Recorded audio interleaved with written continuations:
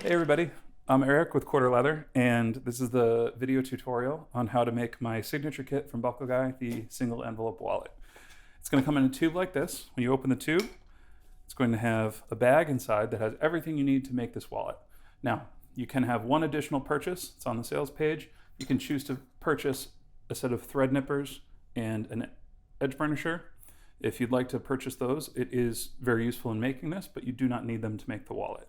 You can use regular scissors, and in our tools and materials bag, we have a piece of canvas that will allow you to burnish your wallet also. You also have enough thread to make your wallet, a little bit of beeswax to seal the edges after you've burnished, some sandpaper to do any leveling you might want to do, and of course, 2 needles to sew. So this wallet is a pretty simple wallet. It's only 2 pieces. All your hardware is preset. And on the inside, if you'd like a PDF instructional manual, that QR code will lead you right to it. It's on Buckleguy's website. It's beautifully illustrated. And sometimes people like the drawn out version instead of the video version. So let's get this thing together because it is super easy, super quick, and really fun to do. The first thing we're going to do is we're going to lay down our small piece, and then we're going to take our big piece, and the pointed part without the round part is going to go right there. Now, we are going to sew from the bottom corner up. That's a stitch line, that's a stitch line. If you don't know how to saddle stitch, this is how to do it. There are a few ways to do a saddle stitch. The way that I was taught is it's called a leapfrog stitch, and it's less of a traditional French saddle stitch, more of an Americana saddle stitch. And a lot of you guys out there that do other fiber arts and crafts are going to see this as 2 running stitches running parallel and concurrently. However, we only use 1 piece of thread with our 2 needles. To thread the needle, you're going to obviously put the thread through the eye of the needle. Now we're using 0.8 millimeter bits of thread here, so this is thick thread. It might take you a couple times. It helps sometimes to cut the thread at an angle. Then I'm going to take my needle, I'm going to go about 1 inch in, and I'm going to stab it through the thread. Now you can do this once, you can do it twice, you can do it 3 times would be excessive, but we'll do it twice. And that's going to lock that needle onto that thread. It's going nowhere. I've done it on the other side too. Now we're ready to start our saddle stitch. To start a saddle stitch, what I like to do is I put one needle into one hole and the next needle into the next hole. I pull both of them out and I make sure that both of my needles are even. That lets me know that both the lengths of thread are even. I'm going to drop the front thread. I'm going to take the middle finger of my non-dominant hand and hold it. A lot of the way that this saddle stitching method works relies on you keeping tension by wrapping the front thread over your finger, over your pointer finger, and under your middle finger. I'm going to take my back needle. I'm going to go into the hole that already has the thread through it. I'm going to pull. Then, with my free hand, I'm going to pull this while keeping tension on my backhand. And that's it. You're going to go front to back, front to back, front to back. So now the back thread is the front thread. I'm going to drop this thread, drop this thread. I'm going to pick up the back thread with my dominant hand. I'm going to grab the front thread with the middle finger of my non-dominant hand. And then we're back right where we started. I'm keeping tension with my non-dominant hand, and I'm advancing the stitch by putting, I'm showing y'all so I can't see it, but by putting the needle into the hole that already has our front stitch on it. And that is how I saddle stitch. It's generally called the leapfrog stitch. But what we're doing here is we're creating 2 stitches at the same time.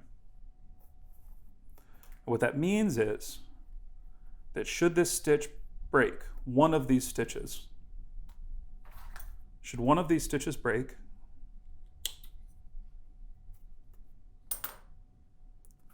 we still have a whole other stitch line that's going to keep this piece together. And that's how you saddle stitch. So I'm going to start my stitch on the bottom, which you would think you would start at the top, but I like to start at the bottom on this particular design because at the top, that's where all your pressure is going to be as you open it and close it and use cards. So I find adding the back stitch here doubles up the thread and just makes it a little sturdier. The other nice thing that Buckleguy did was when they set the glove snap, they only set it on one piece. So this glove snap is not going to touch your cards at all. You're going to have a 3 to 4 ounce piece of leather in between the cards and your hardware. Remember, the hardware does come pre-installed, so you don't have to worry about having any setters or anything like that. But this is this is the order I sew this wallet in. I start from the bottom here, and I'm going to sew all the way up this seam, and then I'm going to do the same thing on the other side. I'm going to give these stitches a little tap. Now, we have 1 stitch line left. All we're going to do is we're going to fold this over, like so. We're going to make sure that our stitches are lined up. Remember, you can always use some alligator clips, but make sure that you put them directly in the stitch line so that if they make marks, the stitching covers them. Now this one is not hard to do. It's just a little bit tricky because you want to make sure that you get all the holes lined up. And you're going to be lining up one of the holes on the big part with itself and be skipping the center part. But the rest of the holes are all going to combine together. And so here's our finished product. We have a nice single pocket with no hardware visible on the inside to keep your cards nice and scuff-free. And if you'd like to, you can burnish the edges. Now, if you don't know what burnishing the edges are or what they'll do, this is why you might want to burnish your edges. If you want to get a little fancy in either a kit or any leather piece you're making, you can burnish the edges. Now, I've sanded these edges down. You can go down to 220 grit, 300 grit, 400 grit, 600 grit. You can make a mirror edge if you'd like. I'm just using water here. You need some sort of lubricant. You can use gum trag, you can use toconol, you can use whatever you'd like to use. But we're gonna get this, we're almost casing it. So we want it damp, but not totally soaking wet. And when you're using water in your finger, it takes a minute to get there. But what this is gonna do is we're gonna use the canvas that's provided in the kit after we've sanded, and we're going to basically sand again, but with the canvas. And what we're doing is we're sealing the edge of our leather by bringing the oils that are inside of the leather up to the top. And as you can see with the change of color, that's going to prevent any moisture from getting into the wallet. Now, this will happen on its own. It's lovingly referred to as a pocket burnish if you don't burnish and just let your pocket do it. But we're using canvas. We're basically just emulating putting your wallet in, taking it out, putting it in, taking it out. That's all, not all burnishing is, but when you burnish with canvas, that's kind of what you're emulating. But the result is actually a higher quality product because this prevents moisture from getting into your layers of leather. Now, it is not necessary. Pieces will naturally burnish over time. It takes about 6 months. And your wallet's not going to rot away if you don't want to do it. But it's how I like to finish my leather wallets, and it gives your piece a nice professional look. And so that's why a lot of people do it. And if you want to give it a try on the kit, you get your canvas.